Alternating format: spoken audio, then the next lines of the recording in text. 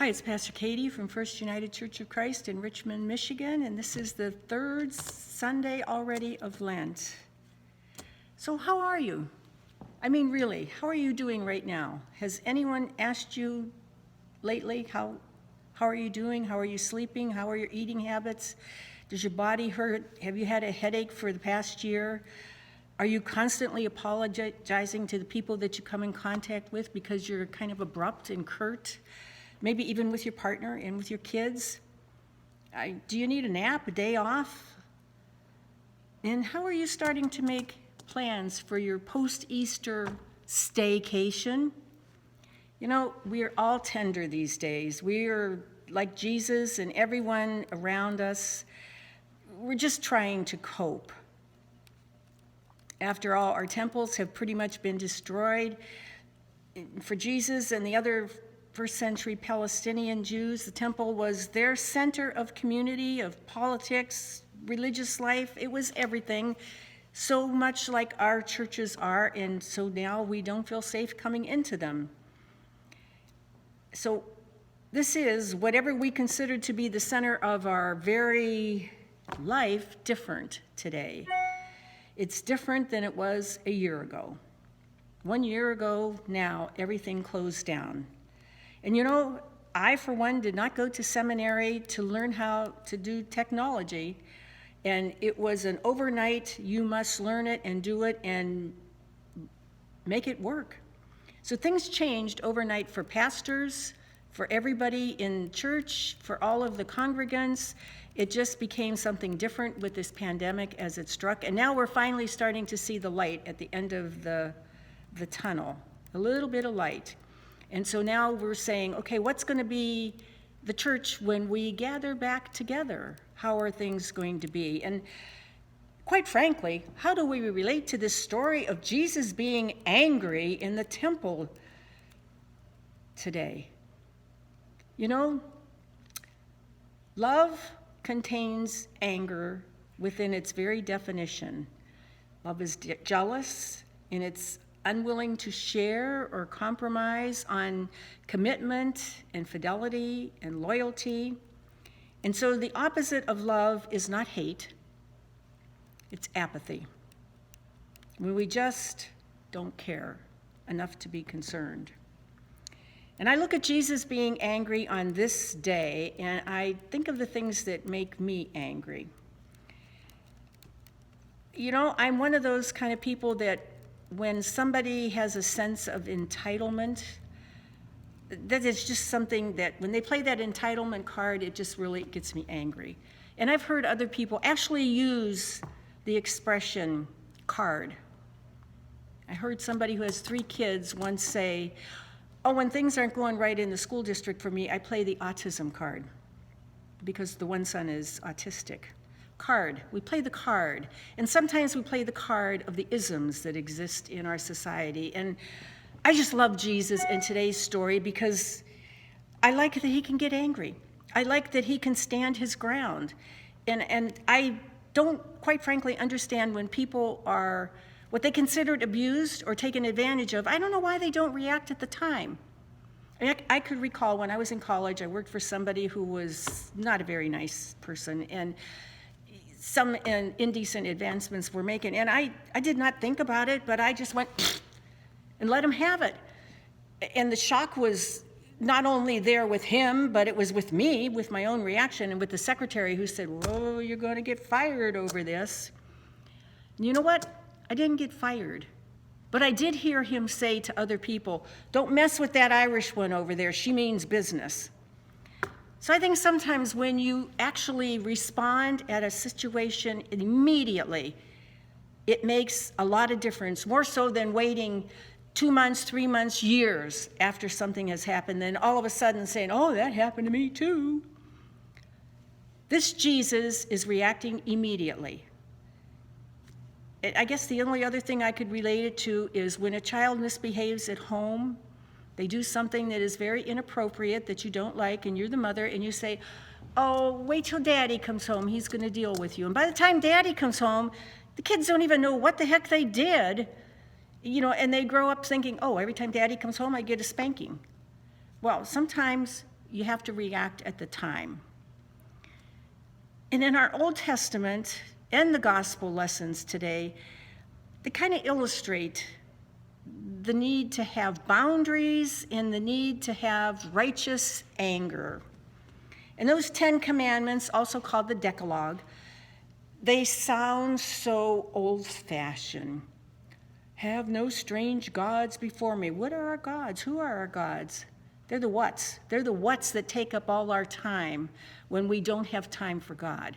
It's the computer, it's the Facebook, it's the movies that you binge out on sometimes. It's what takes the place of God in your life.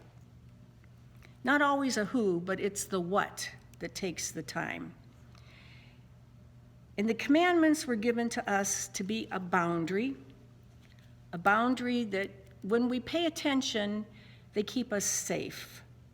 They're not just to, oh, you can't, it's not all about the can't do's, but it's to say, these are the things that you do that will make you acceptable to God. And God does not want to accept any competing gods. There's no room for that.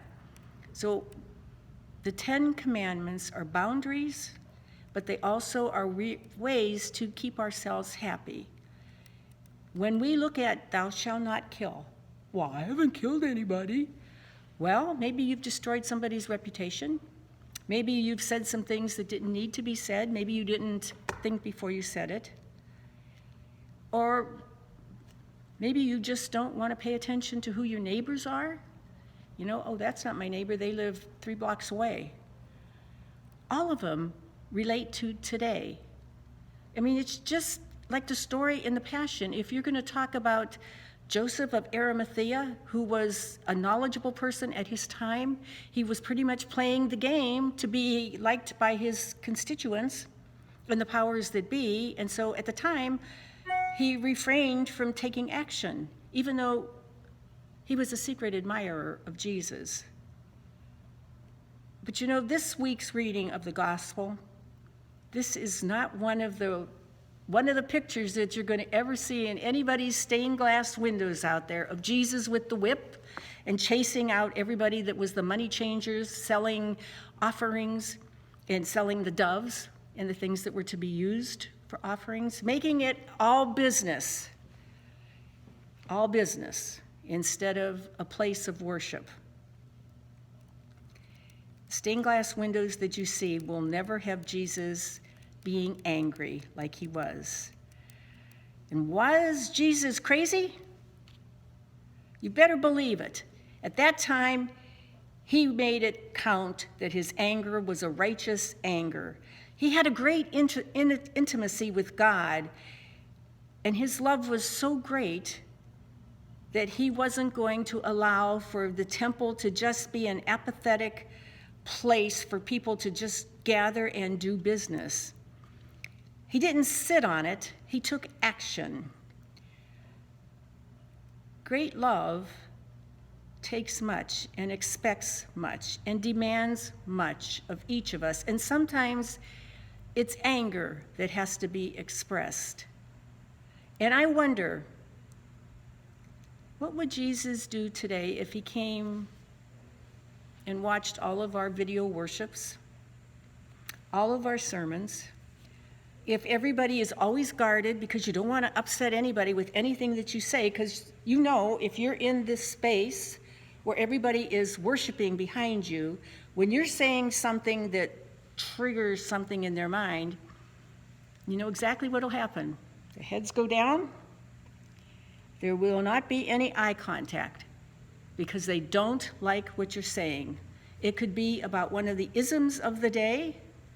It could be about anything, but when you tweak that little conscience that's within each of us, that's when you lose eye contact with people because you've kind of hit home on something that they don't want to talk about, and that's when they say, keep politics out of church. Jesus was so political.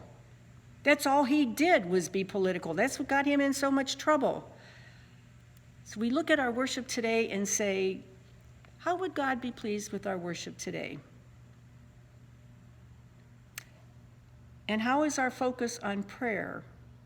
And how are we with outsiders? Do we have outsiders and insiders? Do we please or displease God? I mean, after all, we worship to please one. Not everybody sitting in the pews.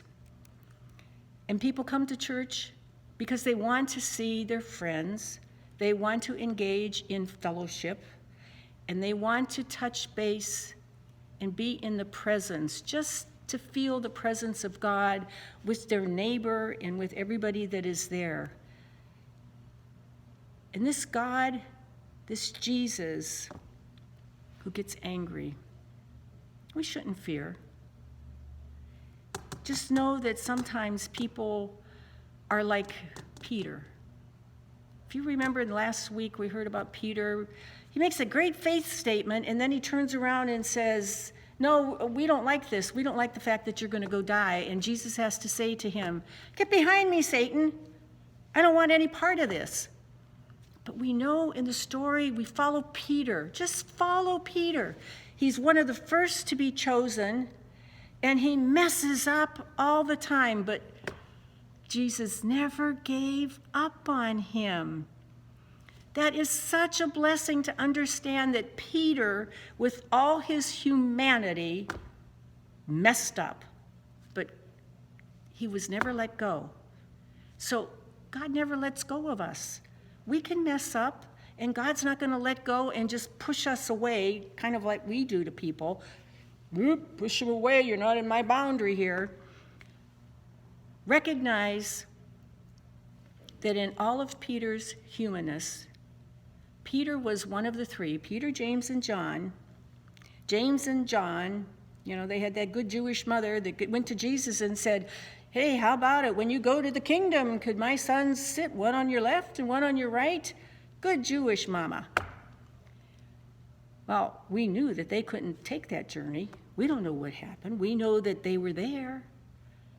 Peter, James, and John were the inner circle that were always invited to the special things.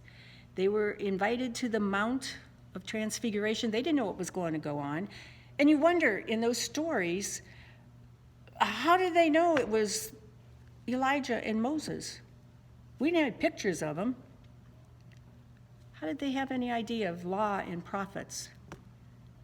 One thing we do learn is, in spite of the fact that Jesus shows his anger today in the reading, he shows his anger, but he does not give up on anybody ever. In the Gospel of John, he gives up on the Jewish establishment, not the Jewish people.